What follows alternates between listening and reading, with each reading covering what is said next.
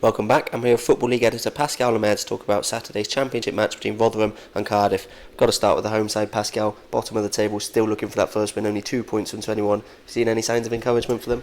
You could say there has been in the last two results since the international break. The first one, they go to Charlton, a 1-1 draw there for their second point of the season. It's a decent result against the Charlton side, who had a solid August, a solid start to the season. They took the lead there, couldn't hold out, so disappointing not to hold out there. And then on Tuesday they go to Brighton, the league leaders, the early pace setters, and no one really expects them to get anything out of that game. And even though they had the odd chance here and there, Brighton were the better side throughout and deservedly came out on top 2-1. The goal that Rotherham got was a decent one from a set piece, good header from Clark Harris, and they haven't struggled that much to score this season. They've scored in all but one of their games. The game they didn't score in, they got a point from 0-0 draw against Preston, but it's the defence which is the problem. They're the leakiest in the league, 16 goals conceded in 7 games, and I really do wonder where this first win's going to come from, because I look at their next 3 fixtures, including this one. They've got Cardiff, Birmingham, Burnley in their next 3, all sides who have had solid starts to the season, and you just wonder where that first win's going to come from, because they're sitting bottom of the table, like you say, and at the moment they're looking favourites to go down.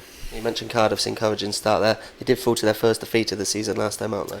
Yeah, they welcomed Hull in midweek, and it was a disappointing result because obviously that unbeaten start, it was an impressive unbeaten start that they'd had some really good results in August, but to go down 2-0 at home to Hull, one of the sides in and around them, the top 6 there, so a disappointing result there, but they're still sitting 6th in the table, still in the top 6 because of that good start. And they had won 3 in a row before that, and they're just 2 points behind second when you look at the table. So on the whole, you have to say it's been a good start. A disappointing result midweek, but a good start on the whole. And I have to say I'm quite impressed with the way Russell Slade sort of built his team, because last season his best player was Bruno Manga, the centre back. A brilliant first season in England at centre back, but he hasn't even been playing recently. He's named the same side 4 games in a row. Manga's been on the bench in all 4 of those. So he's obviously got better competition for places at the back there, and he must be pretty pleased with the team he's got. And considering they're a side that were expected to be, say, mid-table, they're a top 6 side at the moment, things are looking good for them, and they'll see this as a game where they can get back to winning ways. Yeah, and despite that defeat for Cardiff, the form book dictates they're going to win this match. Do you agree with that?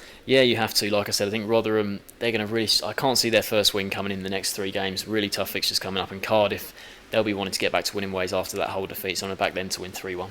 Sportsman going for a 3-1 win for Cardiff.